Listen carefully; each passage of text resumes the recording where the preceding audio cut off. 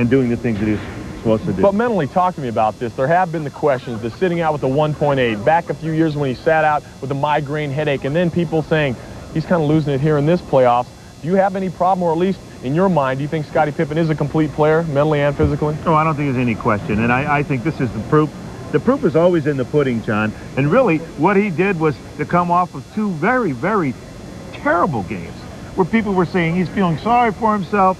People were saying, hey, this is going to be another repeat. He's folding. He's not there in the clutch. Where is he when we need him? We are hearing it from all over the place. I honestly believe what he did in this game was dramatic, not only for what he's done in his career, but what he's going to do in the future as well. And as far as he was saying last game, he was battling a few injuries as well. Looked good tonight. Another guy that was trying to find that magic and find his touch was Steve Kerr, and Tom Zenner's hanging out with him right now. All right, thanks a lot, John. We're with one of the heroes tonight, Steve Kerr. Steve, it was so nice to see you break out of that little bit of slump. I know you were frustrated. Tell me the feeling when you hit that three tonight, that rainbow. Relief. I mean, it's been a terrible week for me. I've had an awful series, and it's been eating me up inside. I desperately wanted to help the team somehow, and to finally hit a big shot meant a lot to me. You know, as I panned along the sideline looking at the reactions of players, I don't think anyone was more excited than you. Well, that's probably true. I mean, the way things have gone for me, it's been tough. It's been very trying, and I needed something to go down. You know, you're a guy that probably watched the Bulls when they won their 3 titles earlier in the 90s. You were playing elsewhere. Did you always want to think you could fit into this program and be a part of it? I knew I could fit in with the Bulls. In fact, I looked at their team for 3 or 4 years before I got here and thought, that'd be a nice spot. Unfortunately, they had some guys who were fine in the system. I had to wait my turn, but it's worked out perfectly, obviously. You know, Michael has spoken about how this is a very special day for him because it is Father's Day, and his father isn't here to share it with him. But you also don't have your father here, and I would imagine it's a very, very special day for you, too.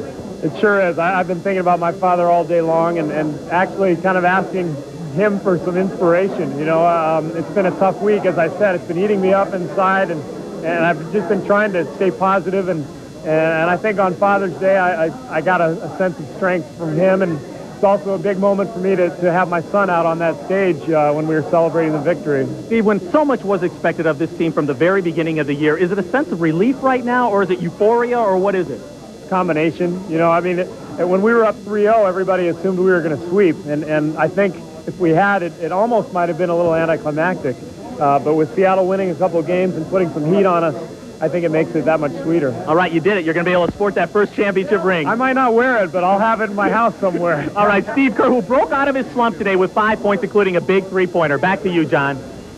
All right, thanks a lot, Tom. And Michael Jordan, he's the other guy out here. He helped win that ring for Steve Kerr, but Michael Jordan, he owns 4 championship rings, and right now he's in there celebrating, hugging the trophy again, reminiscent of that first celebration when they beat the Los Angeles Lakers. He was in complete tears now, a little more composed, but Mike is still the man. John, I have to think on Father's Day that this is a very special moment for Michael Jordan. I know that he did not speak to the press prior to the game. He was very much in reflection. He was composing himself. And he even admitted that thoughts of his father on Father's Day came to him, and he told us earlier that, yes, he thought of his father looking down on him and thinking that he was enjoying this moment. A very special day for Michael Jordan in more ways than one, and what a year he has had. Came back from baseball about 18, 19 months ago, finally proved he had a step. You know, after last year, a lot of people thought, I think Michael's kind of washed up, but he went out this summer, got everything back together, worked harder than he's ever worked, and he came out, let's see, season MVP, All-Star MVP, NBA Finals MVP. What more could he ask for? Scoring champion. If there's any doubts that anybody had before this season, I think they're all gone. Dixie, we'll have a little bit more from you in just a second, but right now, let's throw to the break. We got to do some business while we're out here, still getting things rocking and rolling, but hang around. Dick and I are back with more. Big old major salute to the greatest team of all time.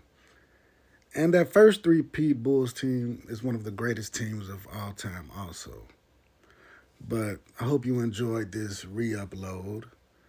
I am re-uploading a lot of Bulls footage that I was actually there for because this platform is very discriminatory and ridiculous when it comes to most content creators.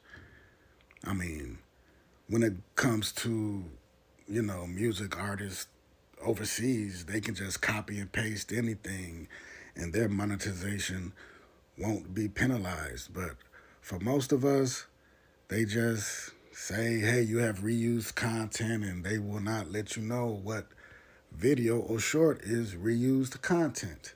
So that is the reason I am re-uploading this and other press conferences and behind the scenes footage.